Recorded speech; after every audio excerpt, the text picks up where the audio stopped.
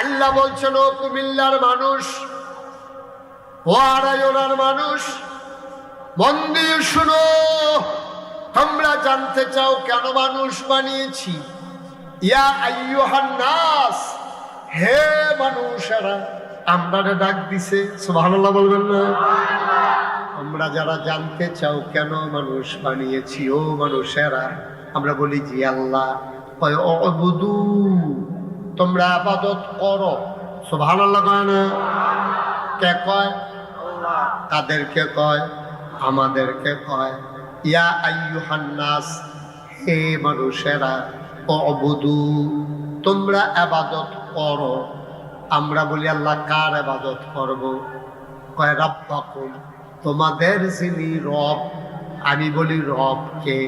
কয় রব হইলেন তিনি তোমার লালনকারী, পালনকারী, জীবনদাতা, বিধানদাতা, হায়াতদাতা, মৌতদাতা, রিজিক দাতা, যিনি রহমান, যিনি রাহিম, যিনি সত্তার, যিনি গাফফার, যিনি আইয়ুব, যিনি ওয়াদুদ, যিনি তোমার রব, তিনি তোমার সব। সুবহানাল্লাহ কয় না? যিনি তোমার সব, তিনি তোমার রব। ইবাদত করবা কেবলমাত্র, শুধুমাত্র, একমাত্র তোমার রবের। বলেন সুবহানাল্লাহ। রব মানে আহা, এই বাচ্চা, রব মানে আল্লাহ। সুবহানাল্লাহ বলবেন না? তাইলে এই কথা আমরা একটা একমত হই। তাহলে আমরা ইবাদত করব কার? সবাই কোন জুড়ে কোন? কার?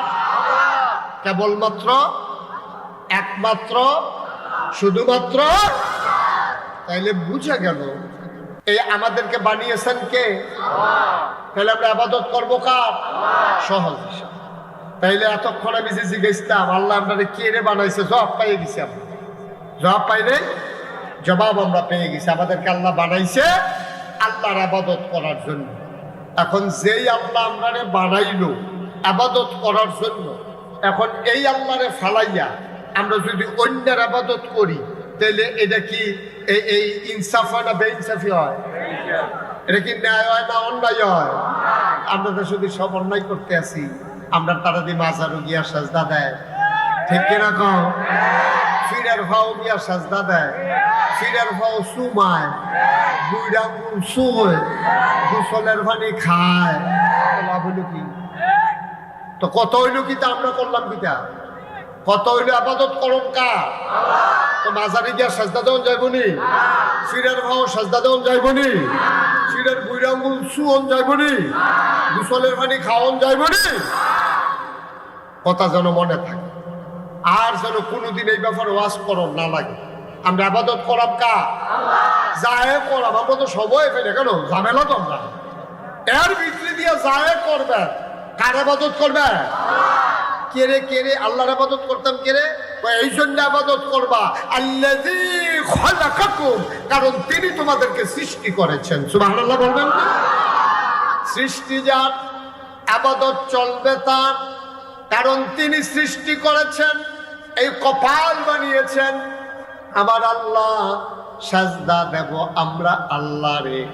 আল্লাহ ছাড়া আর কাউকে সাজদা দেওয়া যাবে না, যাবে না, যাবে না, ঠিক কিনা? আরো সহজ কইরা কই। হ্যাঁ, সভাপতি সাহেবের কয় ছেলে? এক ছেলে। মাশাআল্লাহ। ভাই কয়জন? ফার্স্ট। আচ্ছা, আপনার নাম? তাজুল। আরেক ভাইয়ের নাম কর।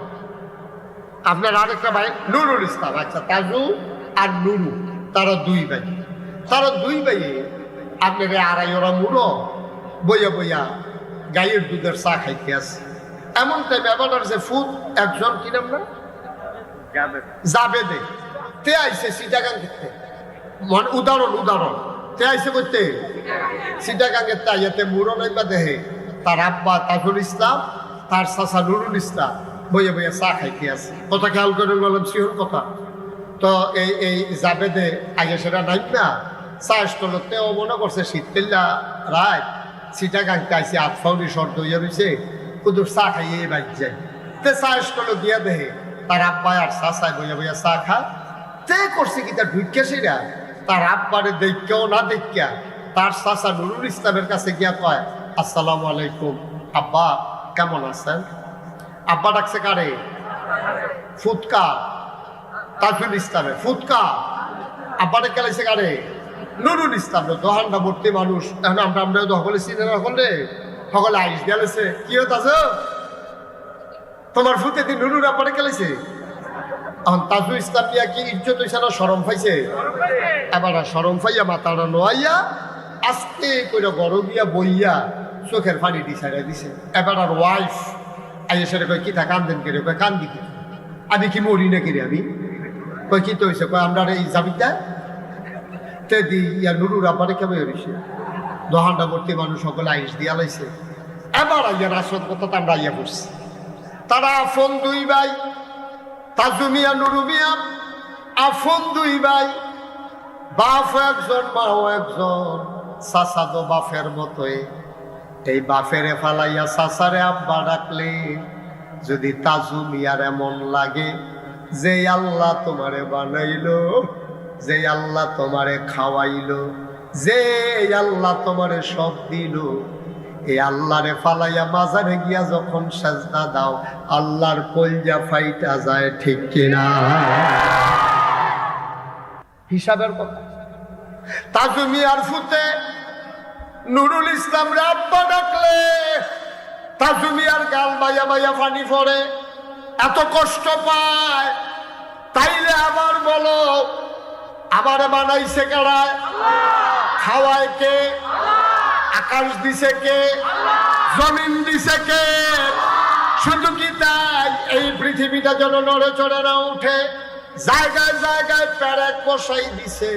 তুমি যদি বলো প্যারেক কই, আমি বলবো মাটির নিচে।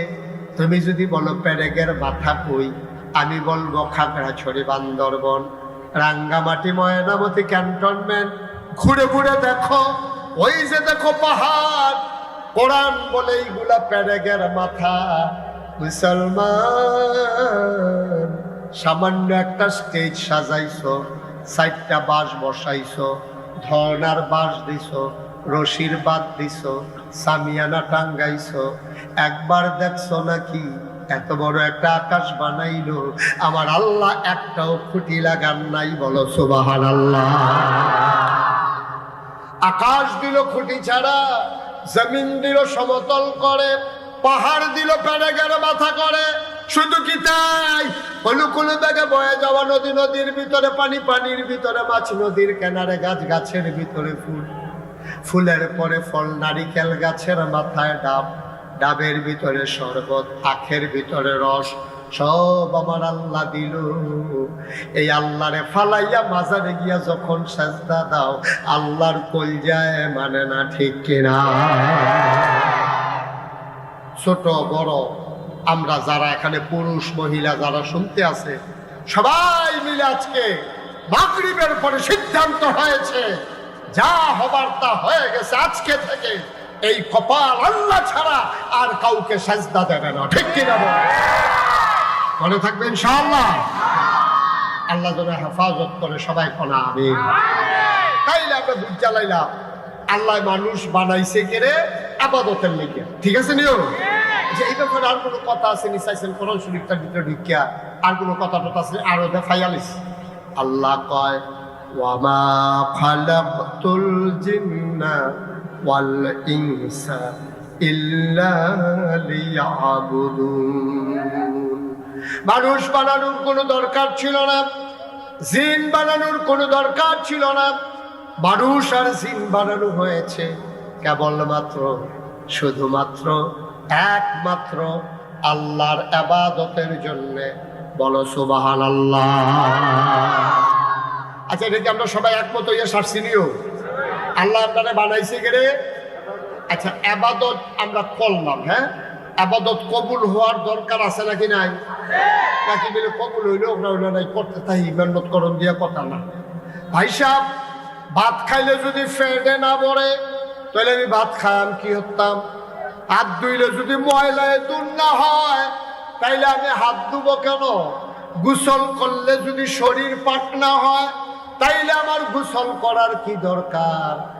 আবাদত করলে যদি কবুলে না হয়, এই আবাদতের আমার দরকার নাই, ঠিক কিনা?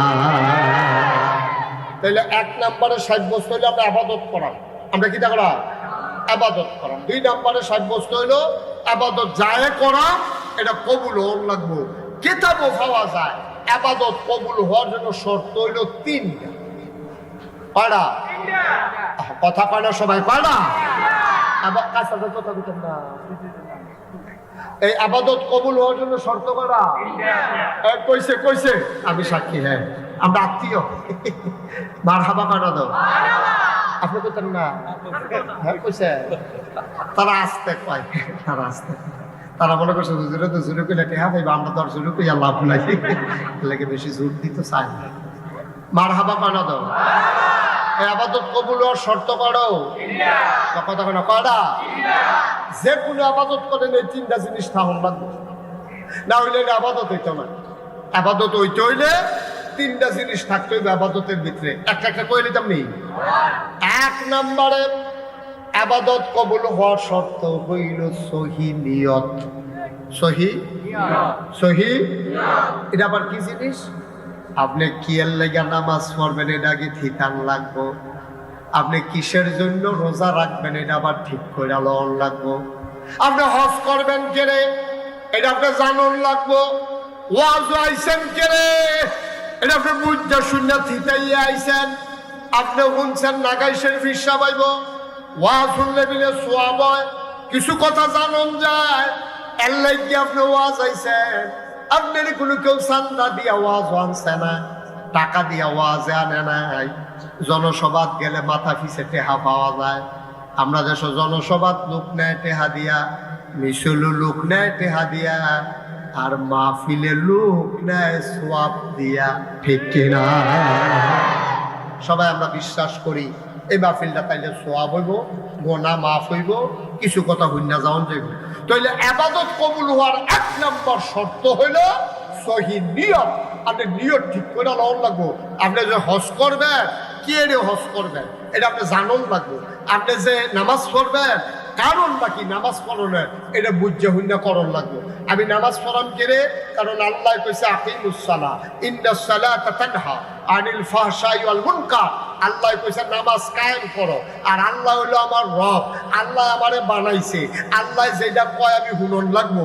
যেহেতু আল্লাহ আমার উপরে নামাজ ফরজ করছে, আমি যদি আল্লাহর বান্দা হইয়া থাকি তাহলে আমি নামাজ ফরজ লাগবো, ঠিক কিনা? সহজ হিসাব, কঠিন কোনো ওয়াজের দরকার নাই।